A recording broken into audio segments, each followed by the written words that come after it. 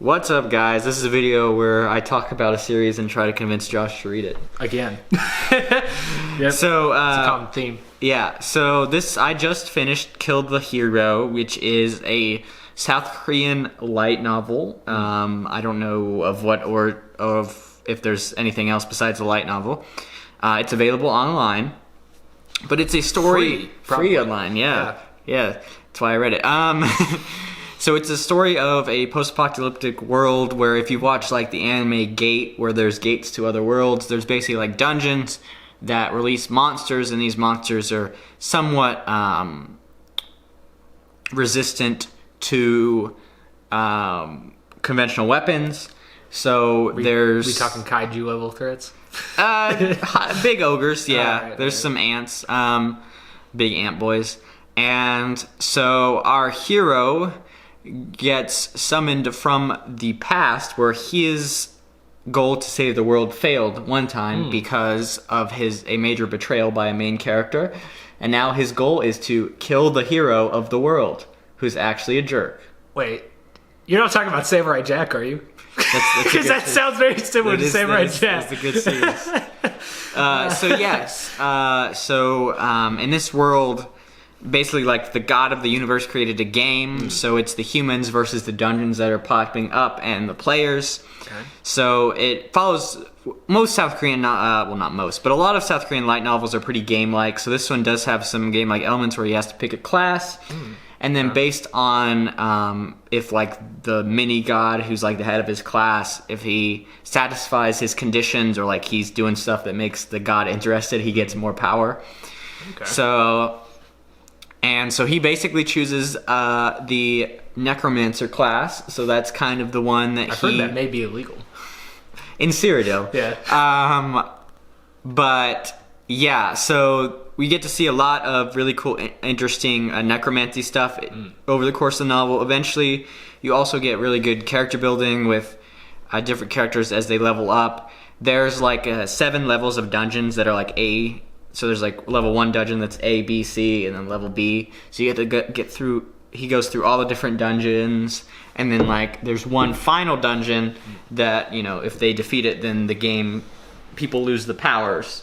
And one of the main plot points is that the bad guys, they are supposed to be like the saviors of the world, and they actually just want to keep their power that they got from having these superhuman abilities. So yeah, so it's pretty interesting. Now it does kind of ramp up towards the end, and I would say like the ending of the book isn't amazing. I liked how it ended, but it did kind of accelerate where the author probably could have extended it a little bit and get some more character building in regard to like the final battle and stuff like that. Gotcha. But overall, it is a very interesting story. I liked the premise, and then you get to see him fight in a lot of different dungeons and use his resources, and then he gets to tell a lot about like his backstory and what happened in the past. And I think I already kind of spoiled the last line talking about the god and why the story happened. And I think that was like a really ingenious idea that the author put in there in the epilogue that I appreciated. So overall, it's just a very interesting story.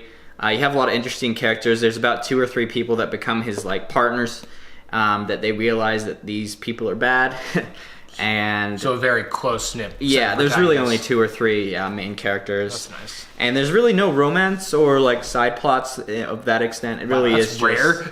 Yeah, it really is just this dude trying to kill the hero, you know, at any costs. And yeah, so pretty interesting stuff overall. He does get to like use the souls of those who have died to like join his army, so he gets to basically not really reincarnate them because they just become soldiers that don't really have cognizance of their past life. But overall, it's pretty cool. There's a lot of the real side characters besides the 2 main ones that support him are kind of just like his army itself. So that's kind of cool seeing it grow up and extend. And overall, it's really not that long of a read. It's probably only 400 or 500 pages if you translated it into like a book, and I really just enjoyed the flow of the story and just how the main character operates. So yeah. Well, we'll have to check it out and see. You said that that's offered free. Do you have a website link that we could put in the description? We can do that. Yeah, sure. We can do that. It is free. It's actually pretty easy to find, and I really enjoyed it. It's pretty unique because a lot of the South Korean novels that I've been exposed to are video game-like, but also very like VR. You know, they're always like in VR doing stuff. Kind of like the Level Up When You Eat. Was that Korean as well that we talked about last time? Yeah, I think so. So like this one, I like how it's a little bit different, and also it has very cool world building. Like there's a part of the book where you go to Brazil, and they talk about how like Brazil is not really a country anymore because of like the Amazon. So there's like so many dungeons in the Amazon that like it broke down society there, which I thought that was like very cool, and like yeah, that makes sense. You know? In real life, they almost need something like that to keep to keep the Amazon. But yeah, no. So it's a very interesting book, and you get to explore the world, go different places, and there's also some very fun comedic moments where as they're making millions and millions and millions of dollars,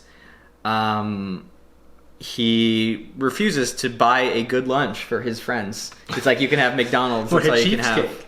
And that cracks me up. And also he does have two personalities that merge. And when I was reading the story, I was like, why hasn't he just told him, you know, like told the world that they're the same personality?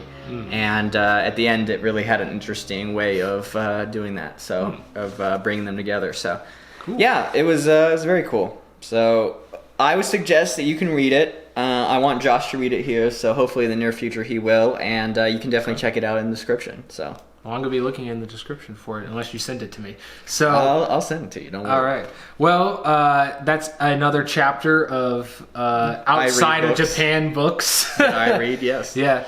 I always love these videos, even though they don't get a lot of views, because it's, you know, a lot of people like to say Japan is like the epicenter of like creativity, which I won't necessarily disagree with anybody that has that opinion, because they do come up with some of the most elaborate things. But I think there is a lot of these other countries that have like these amazing offers that just can really either do like a new genre really well, or they can just like take another take on some of the other books that, you know, have become really popular. And this sounds like another one, so I always like seeing, like, you know, the other ones highlighted. But with that being said, is there another one that we can do? So there's many different books that I've read. I think that one's just unique because it is shorter. If you're looking for some other books, I'll definitely talk about. Yeah, I'll have some other options in the description for sure. But yeah, if you want to get started with non-Japanese light novels that are a little bit short, this is probably a good entry point because it is easy to find and it's not super long like many Chinese light novels are. So cool. I definitely suggest it, and I hope we'll get some comments of people who have read it and see what they thought of it. We'd love to get feedback on that. Awesome. Well, you guys do your job and comment, and we'll be back for the next installment. But until then, guys. Later. Kill that hero. Yeah, kill that hero.